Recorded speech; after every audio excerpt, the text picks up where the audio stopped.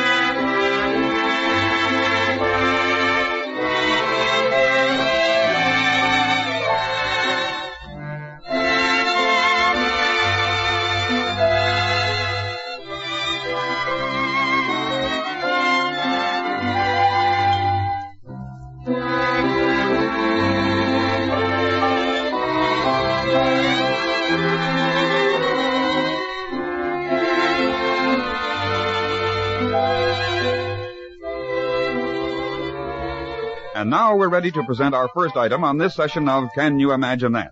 And let's see what pops up first. Well, here's a juicy little item from the etiquette books of antiquity. If you had been invited to dine at the home of any of the better class of people of ancient Greece, you wouldn't have found a napkin by your place. No napkin. But you would have found small pieces of bread with which you could wipe up a drop or two from a dripping pomegranate or overripe olive. The old Greeks used these little bits of bread exactly the way we use napkins today. The only difference was that in those days they didn't save them nor put them into napkin rings for the next meal. Instead, they just dropped them onto the floor where some of the household pets would pick them up and eat them. And maybe the Greeks had a word for that too, Beware the Ides of March. Beware the Ides of March. That's what the soothsayer said to Julius Caesar. But Can You Imagine That says to you, Beware of mistaken identity. Must you have a reason? All right, here it is. This little incident happened in 1881 in Burlington, Iowa. On the previous day in January, the legislature had just convened, and the town was rapidly filling with office holders and office seekers.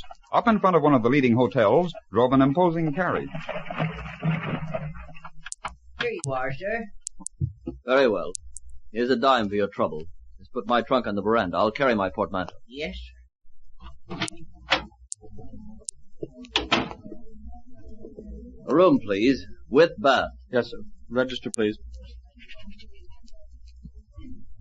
Thank you. Now, shall I have a porter bring your trunk up, sir? No, I'll find a porter myself. Yes, sir. Thank you, sir. Your valise will be in your room. You there. Yes? Sir, if you please. Yes, sir. My trunk is right here on the veranda. Bring it up to my room. Oh, right away, sir. Of course, right away. Room 36. Yes, sir.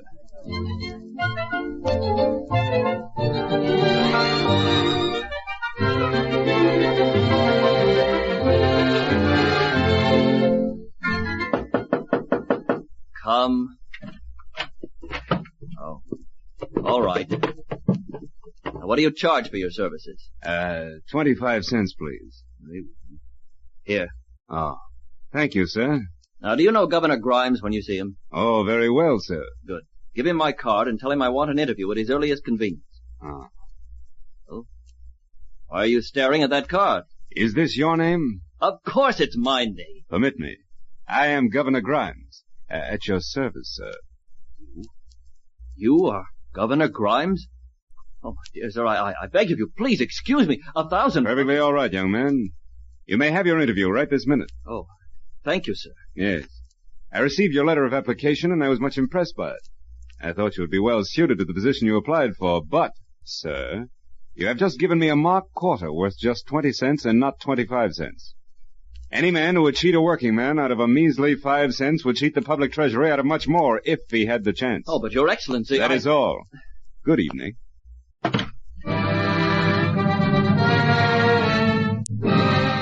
Remember that passage from the 16th chapter of Proverbs? Pride goeth before destruction, and an haughty spirit before a fall. In these days, when hundreds of thousands of persons are carried at tremendous speed every year throughout the entire world in airplanes, we may forget the intrepid spirits who first took flight in the air. More than 160 years ago, on October 15th, 1778, Jean-François Pialtre climbed into a small basket to which he had attached a smoke-filled bag. He had with him a small smoking stove, which kept the bag above him inflated. At last, everything was ready, and Pialtre gave the signal to cut the ropes holding his strange contraption to the ground. As the last line was severed, this true pioneer of aviation arose and floated in his little basket over his native city of Metz, France. A salute then to Jean-François Pialtre, the first human to take flight in a balloon. 15 years later, on September 19, 1783, Joseph Montgomery was a bit more cautious. Instead of going up himself in his balloon, he sent aloft 3 passengers who, when the balloon had descended, were discovered to be alive and well. No record is available of their emotional reactions, for those 3 passengers were a sheep, a duck, and a rooster. Can you imagine that? Well, most of you, of course, have heard at one time or another the famous old song, The Man Who Broke the Bank at Monte Carlo. But did you ever know that the inspiration of that song was not at all the figment of the imagination of Fred Gilbert, who wrote it? No, sir. It's an actual fact. There was a man who broke the bank at Monte Carlo. It was in 1891, in the tiny principality of Monaco, that one day the son of the founder of Monte Carlo, now operating the casino, Camille Blanc, called one of his oldest and most expert croupiers into the dismal basement office. Sit down, Castagne. Oui, Monsieur Blanc. Well, he is coming at last. Really? Who? This Englishman, Charles H. Wells. Ah!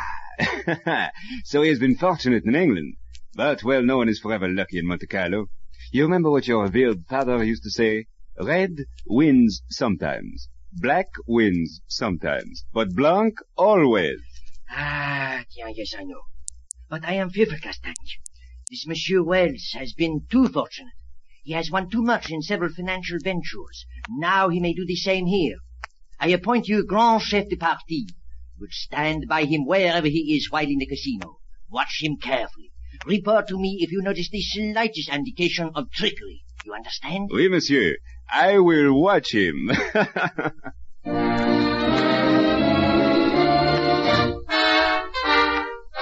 A few days later, Charles H. Wells arrived in Monte Carlo, registered in one of the luxurious hotels, and subsequently made his nonchalantly confident way to the spacious casino. But they were ready for him, or so they thought. Bonjour, Monsieur Wells, and welcome to the Casino Monte Carlo. Yes, thank you. Thank you so much. Will you take me to a roulette table, please? At once, monsieur. This way, please. Thank you. Thank you so much. Ah, here's an excellent table, monsieur. Emile is one of our most expert croupiers. Good.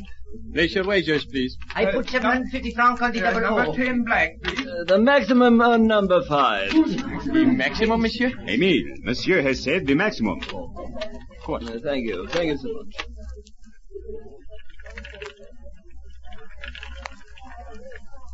Higher 5, mon Dieu. Thank you. Thank you so much. Now, the same.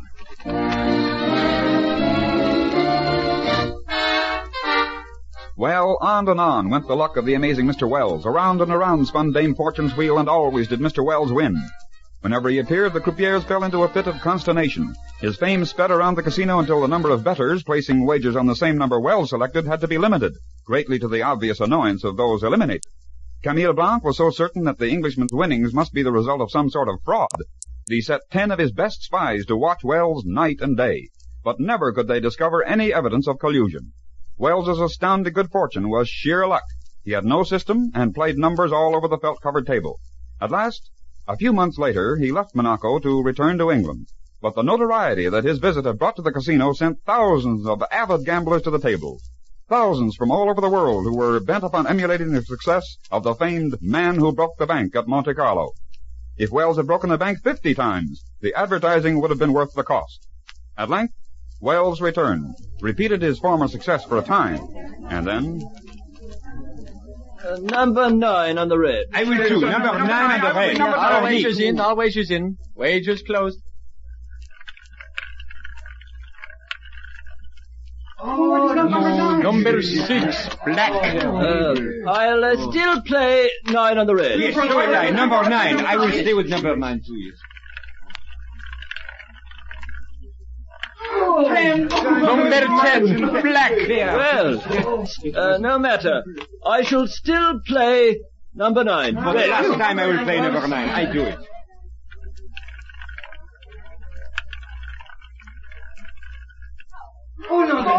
Number 5, black.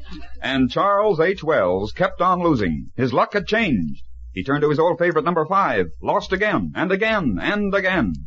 And one day, as the Grand Chef du Parti reported to Camille Blanc that the Englishman had suddenly disappeared, the casino's owner laughed softly as he seemed to hear the spirit of his father, old Francois Blanc, founder of the resort, whisper to him, "He who breaks the bank today will be broken by the bank tomorrow."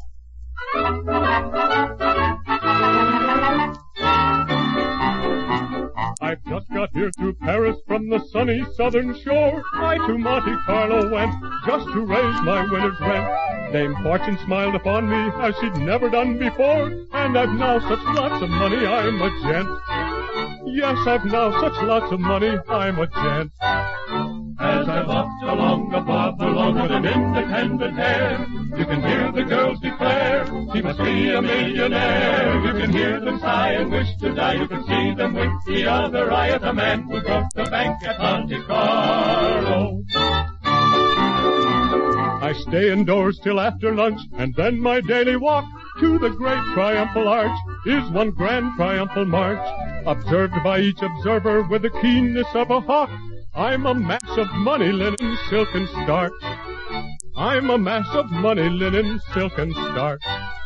As I walked along the block along with an independent air, you can hear the girls declare he must be a millionaire. You can hear them sigh and wish to die. You can see them with the other eye at the man who broke the bank at Monte Carlo. As I walked along the block along with an independent air, you can hear the girls declare he must be a millionaire. You can hear them sigh and wish to die. You can see them with the other eye at the man that broke the bank at Monte Carlo. And there you have it, another session of Can You Imagine That?